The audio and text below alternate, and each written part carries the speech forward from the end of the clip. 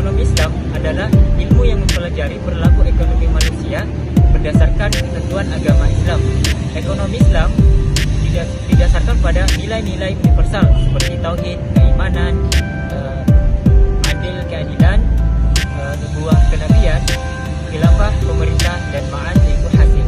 Nah, dari nilai-nilai ini ada tiga prinsip derivatif yang dibangun. Yang pertama adalah kepemilikan multijenis,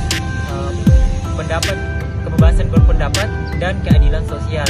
Nah, selain itu, ekonomi Islam juga bertujuan untuk menciptakan kesejahteraan yang secara menyeluruh dari berbagai aspek, dari aspek material, spiritual, dan moral, serta dengan prinsip dasar seperti pengendalian harta individu, distribusi pendapatan secara inklusif, dan investasi secara optimal. Pasar adalah sebuah mekanisme pertukaran produk baik berupa barang maupun jasa yang terjadi secara alamiah dan telah berlangsung sejak awal peradaban manusia. Islam menempatkan pasar pada kedudukan yang sangat penting dalam ekonominya.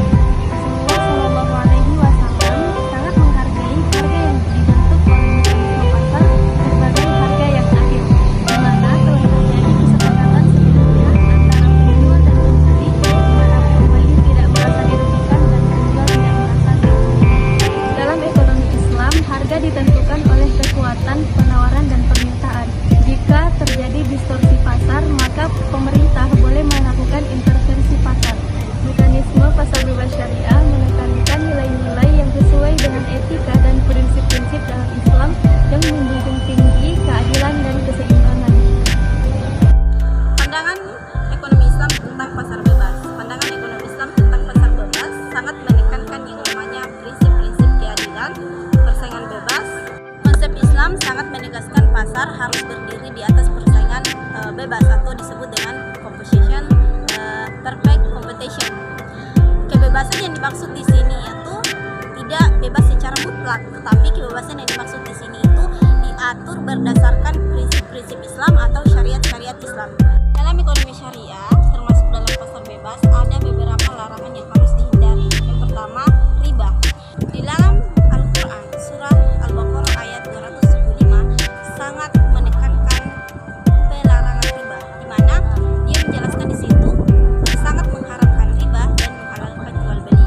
Itulah yang Allah katakan di surah Al-Baqarah ayat 2. Kemudian kedua, atau disebut dengan ketidakpastian. Ini ketidakpastian ini seringkali terjadi di konsep jual beli, di mana saat kita melakukan transaksi tetapi barang tersebut belum ada. Ini yang disebut ketidakpastian, dan ini sangat dilarang dalam penerapan pasar bebas syariah.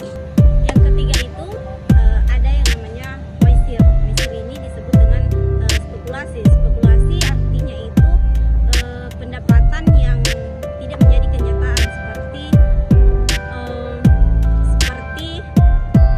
dalam pembelian, kemudian kita menimbang suatu barang, tapi timbangannya itu memiliki pemberat, maka itu disebut dengan spekulasi, dan itu tidak boleh diterapkan dalam pasar bebas syariah.